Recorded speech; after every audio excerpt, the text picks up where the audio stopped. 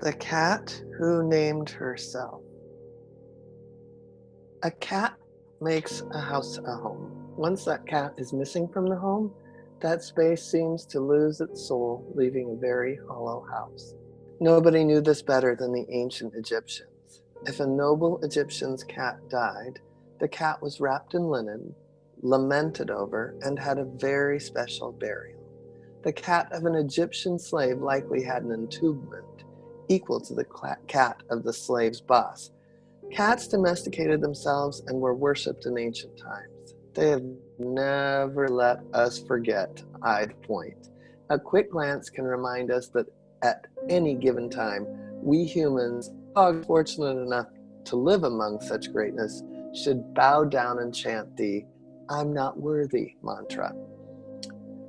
My friend Jenny called. It was July 30th, early in the morning. In a panic, she let me know that a box of kittens and a feral mama cat were dumped in her neighbor's yard in the predator prolific Hollywood Hills. She thought she had retrieved all 6 of them, but didn't know what she was going to do with all of these kittens in her spare room.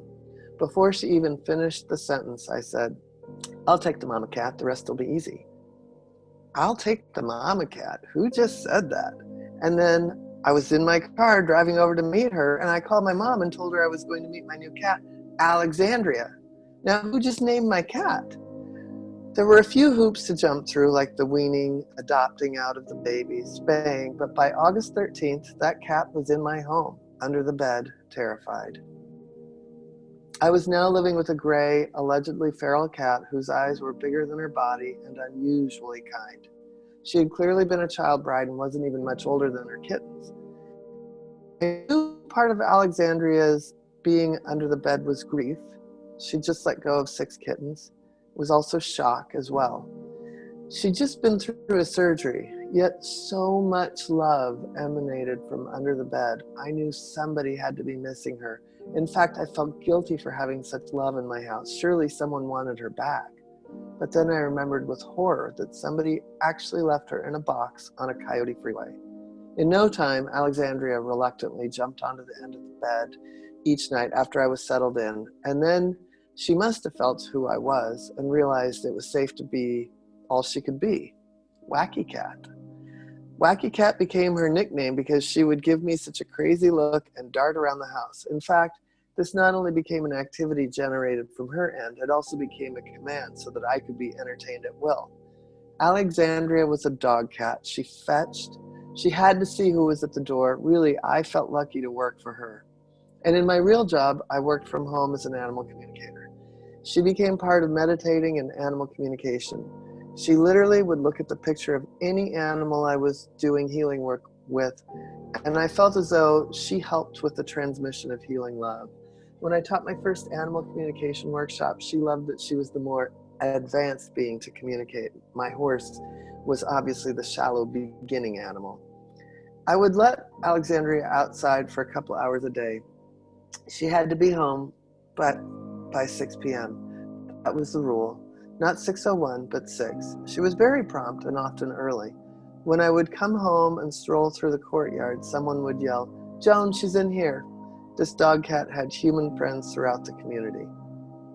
Alexandria was my feline soulmate. We left Los Angeles and were off for an adventure that lasted nearly a decade and involved moving to Seattle, Denver, and Florida. And then back to Seattle. And along the way, there was a husband and stepkids, and then there was not a husband and stepkids. However, the dog we picked up along the way, Olivia, was a permanent installment.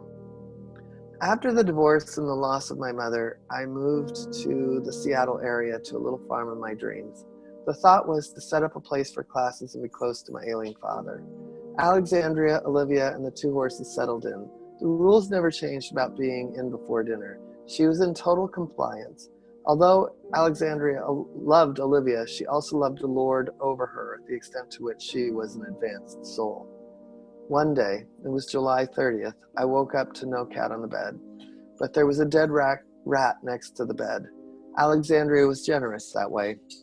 As I made my way downstairs, I realized I was in the killing field. The front door was wide open and there was carnage all the way to the barn. The doors to the hayloft were wide open. It had been windy the night before, but this looked like there'd been a late night rumble between my cat and someone else. I started calling Alexandria madly. I was looking through every nook and cranny on the 5-acre farm.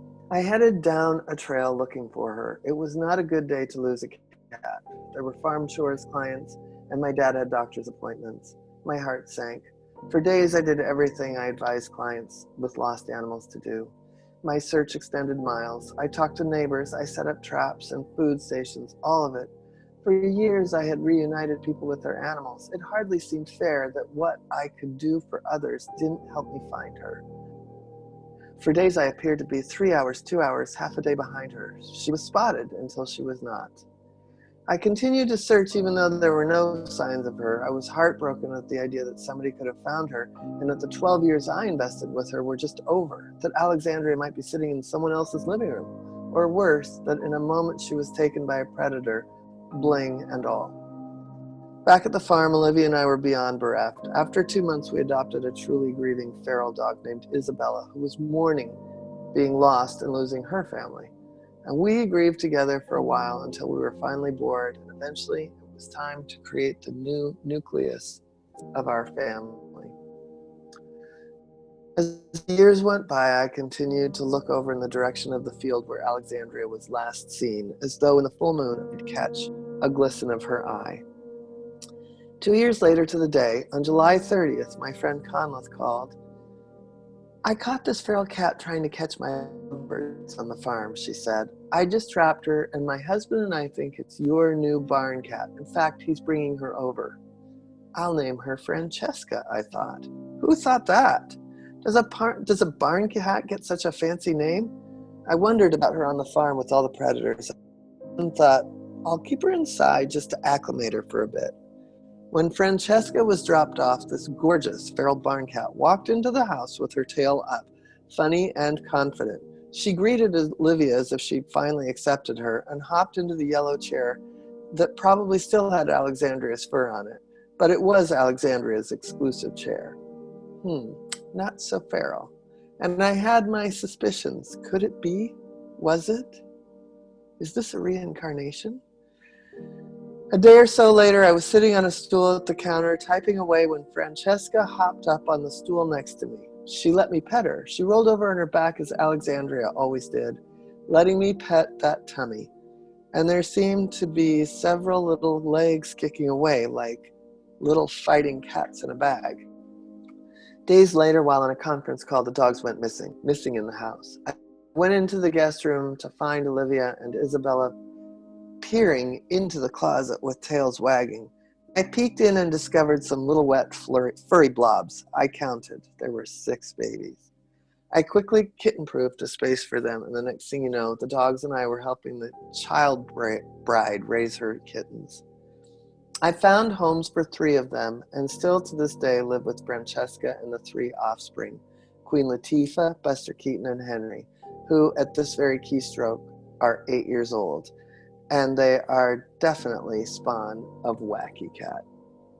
I always say the crazy cat lady is the new 30, and that would be me. Is Francesca actually Alexandria reincarnated?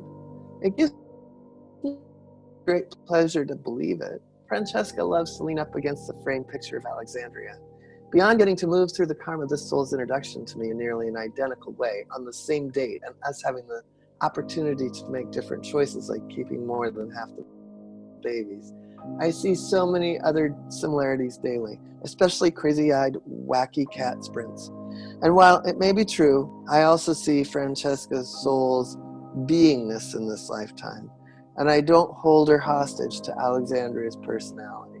I am happy to be a continuum companion to this soul in whatever form it turns up. A 2-year absence of a cat in my home felt like feline bankruptcy. It's just that Alexandria was such a big presence, and I couldn't replace her, but I didn't realize how empty my house was until I filled it with a cat and then cats.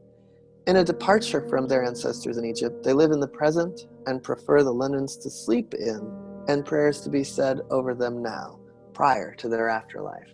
And now my home has a deep and welcoming soul.